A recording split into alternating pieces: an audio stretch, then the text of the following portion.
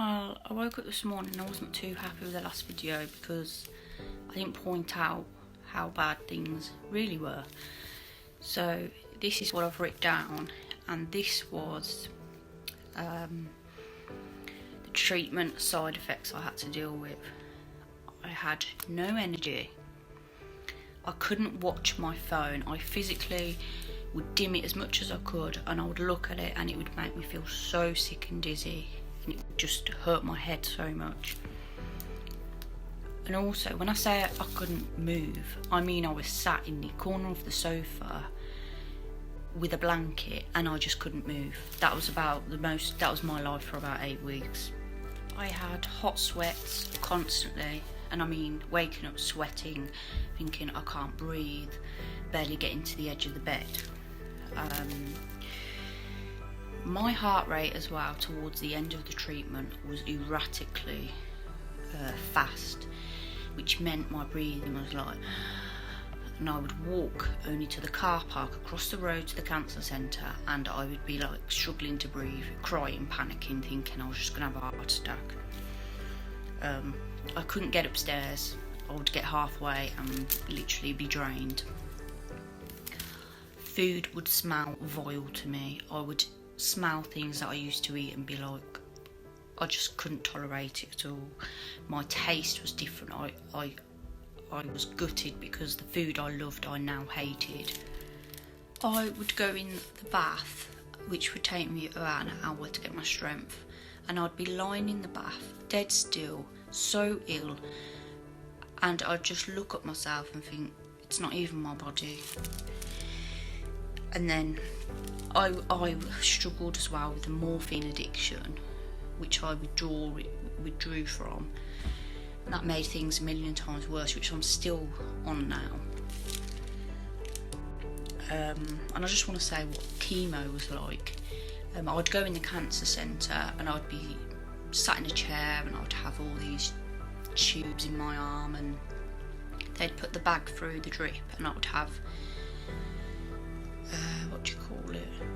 I would have the chemo bag through my vein for 2 hours. I'd just sit in a chair for 2 hours every week, so more time to think straight. And not only that, I was told I'd go through the menopause, but I don't know when, so obviously no more kids. Whether I'm going through it now, I've no idea. Whether I started going through it for treatment, I don't know, and I won't know. And really, I just want people to understand how tough it was for my kids, especially the older two, Morgan and Faye. I mean, Morgan's 10, now 11, and he has got the brain of a 16-year-old.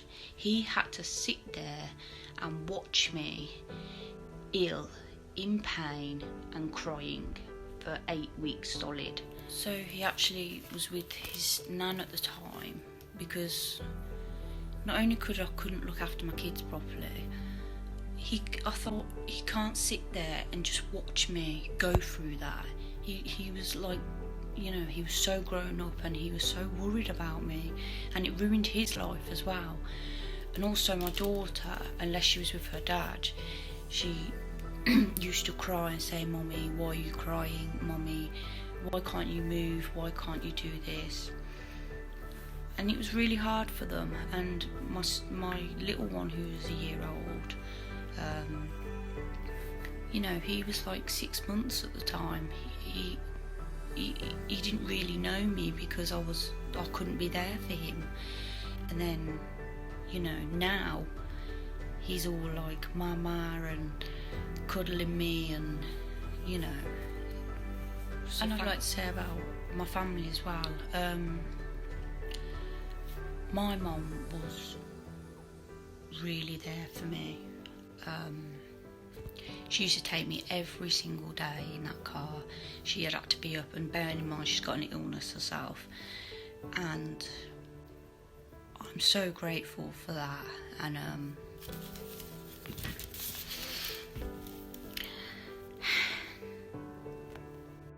I know it was hard on her to watch me go through that, and I'm glad it's over for her as well. younger sister, sorry, had her own problems to deal with, and she had to watch me just go through this, which probably made her feel a million times worse. And I'll always be grateful for her support. And my older sister had the kids so much for me, and their bloody hard work as well as her own, which I'm really grateful for. And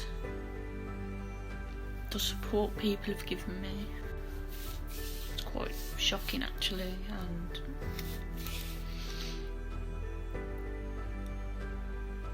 it just really affected my inner family. And I'm really grateful for them, and I'm glad I've got a mum like that, really, and I just love them all so much.